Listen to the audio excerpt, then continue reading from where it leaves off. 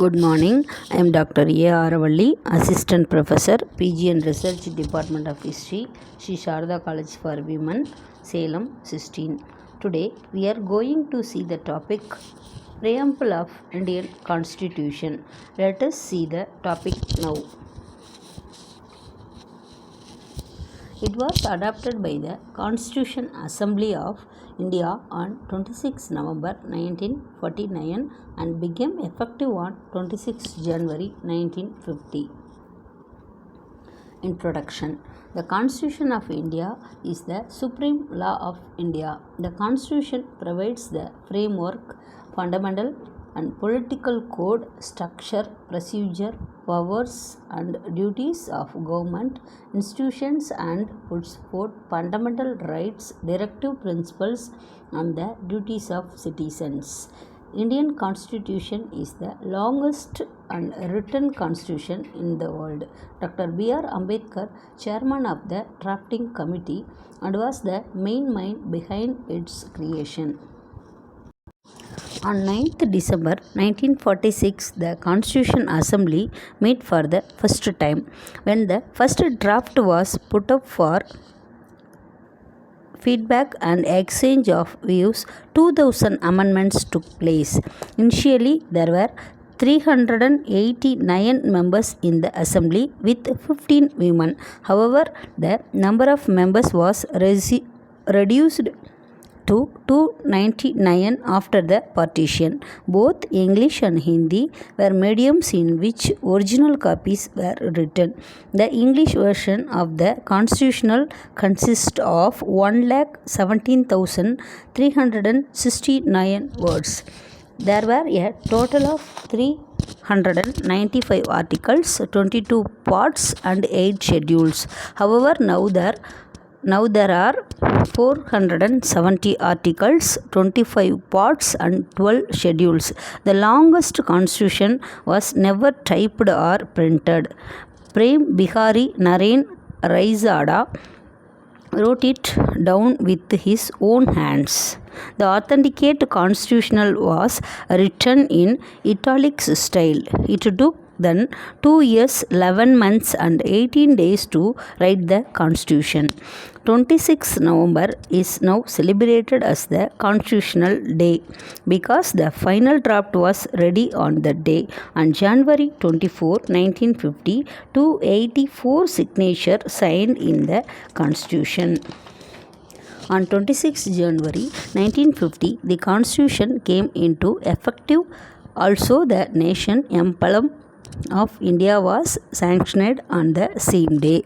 The Constitution of the India is a mixed constitution that is neither rigid nor flexible. Currently, the original copies are preserved in helium-filled containers in the Indian Parliament at Delhi in India.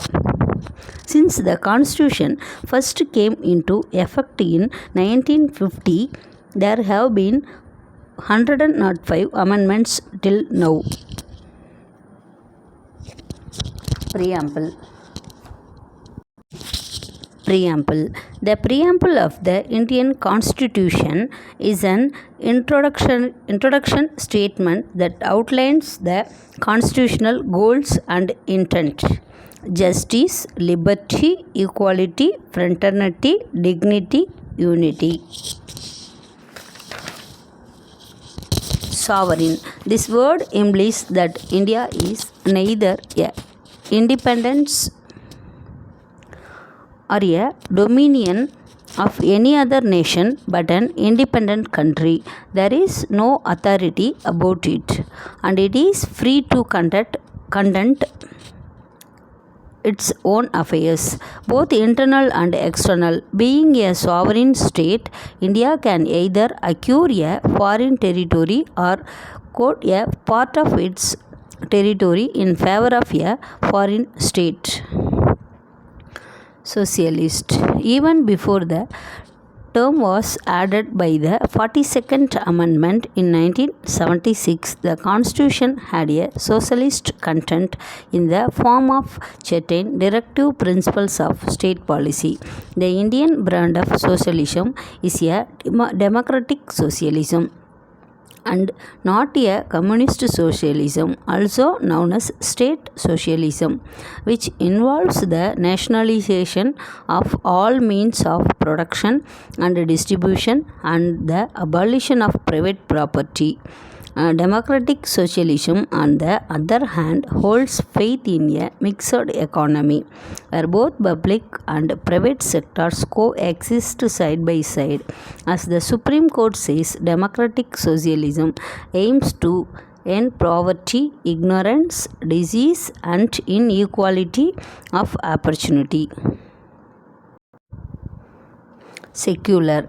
The term secular was added by the 42nd Constitutional Amendment Act of 1976. However, as the Supreme Court said in 1974, although words secular state is not mentioned in the Constitution, there can be no doubt that constitutional makers wanted to establish such a state, and accordingly Articles 25 to 28 guaranteeing the fundamental rights to freedom of religion have been included in the Indian Constitution. The Indian Constitution embodies two positive concept of secularism. All religions in our country, irrespective of their strength, have the same status and support from the state. Democratic. The Indian Constitution provides for representative parliamentary democracy, under which the executive is responsible to the legislature for all its policies and actions. Universal adult franchise, periodic elections, rule of law, independence of judiciary, and absence of discrimination and central grounds are the manifestation of the democratic charter of the Indian polity. The term democratic is used the preamble in the broader sense, embracing not only political democracy but also social and economic democracy. Republic. A democratic polity can be classified in two categories, one monarchy and second one republic. In a monarchy, the head of the state, usually king or queen, enjoys a hereditary position, that is, he comes into office through succession. Example, Britain. In a republic, on other hand, the head of the state is always elected directly or indirectly for a fixed period. Example, USA. Therefore, the term republic in our preamble indicates that India has an elected head called the president. He is elected indirectly for a fixed period of 5 years. Democratic and republic. The major difference between a democracy and a republic is that a republic is form of government, whereas a democracy is an ideology that helps shape how a government is run. Put another way, a republic is a system of government that allows a country to be democratic. Justice. The term justice in the preamble emphasizes three distinct forms: social, economic, and political, secured through various provisions of fundamental rights and directive principles. Social justice denotes the equal treatment of all citizens without any social discrimination based on caste, color, race, religion, sex, and so on. It means absence of privileges being extended to any particular section of the society and improvement in the conditions of backward classes.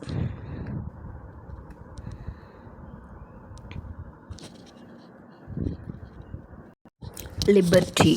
The term liberty means the absence of restraints on the activities of individuals. and at the same time providing opportunities for the development of individual personalities. The preamble secures to all citizens of India liberty of through expression, belief, faith and worship through their fundamental rights enforceable in court of law in case of violation. Liberty as elaborated in the preamble is very essential for successful functioning of the Indian democratic system. However, liberty does not mean a license to do what one likes and has to be enjoyed within the limitation mentioned in the Constitution itself. In brief, the liberty conceived by the preamble of fundamental rights is not absolute but qualified. Equality. The terms equality means the absence of special privileges to any section of the society and the provision of equal opportunities for all individuals without any discrimination. The preamble secures to all citizens of India equality of status and opportunity. The provision emphasizes three dimensions of equality: civic, political and economic. Fraternity. Fraternity means a sense of brotherhood. The Constitution promotes this feeling of fraternity by the system of single citizenship. Also, the fundamental duties, Article 51A, say that is shall be the duty of every citizen of India to promote harmony and the spirit of common brotherhood amongst all the people of India, transcending religious, regional or sectional diversities. The preamble declares the fraternity has to assure two things: the dignity of the individuals and the unity and integrity of the nation. The word integrity has been added to the preamble by the 42nd Constitutional Amendment 1976. Significance of the preamble. The preamble embodies the basic philosophy and fundamental values, political, moral and religious, on which the Constitution is based. That contains the grand and noble vision of the Constitutional Assembly and reflect the dreams and aspiration of the founding father of Indian Constitution. Fundamental rights. Fundamental rights are those rights which are essential for intellectual, moral and spiritual development of citizens of India. As these rights are fundamental or essential for existence and all-round development of individuals, they are called fundamental rights. These are enshrined in Part 3, Article 12 to 35 of the Constitution of India. This include individual rights common to most, such as equality before the law, freedom to speech and freedom of expression, religious and cultural freedom, freedom of assembly, peaceful assembly, freedom of religion, freedom of practice religion, right to constitutional remedies for the protection of civil rights, the rights of citizens to political and social freedom and equality. Fundamental rights apply universally to all citizens, irrespective of race, birthplace, religious, caste, sexual orientation, gender or gender identity. The Indian Penal Code, Code of Criminal Procedure and other laws prescribe punishment for the violation of these rights, subject to the discretion of the judiciary. Though the rights conferred by the Constitution, other than fundamental rights, are also valid rights protection by the judiciary. In case of fundamental rights violation, the Supreme Court of India can be approached directly for ultimate justice as per Article 32. The rights have their origins in many sources, including England's Bill of Rights, the United States Bill of Rights, and France's Declaration of the Rights of Man. Fundamental rights: right to equality, right to freedom, right against exploitation, right to freedom of religion, culture and education rights to constitutional remedies, right to education. For the purpose of the article and Article 16, economically weaker sections shall be such as may be notified by the state from time to time on the basis of family income and other indicators of economic disadvantage. Right to education. The state shall provide free and compulsory education to all children of the age of 6 to 14 years in such manner as the state may by law determine. Fundamental duties. 42nd Amendment carried out in 1976.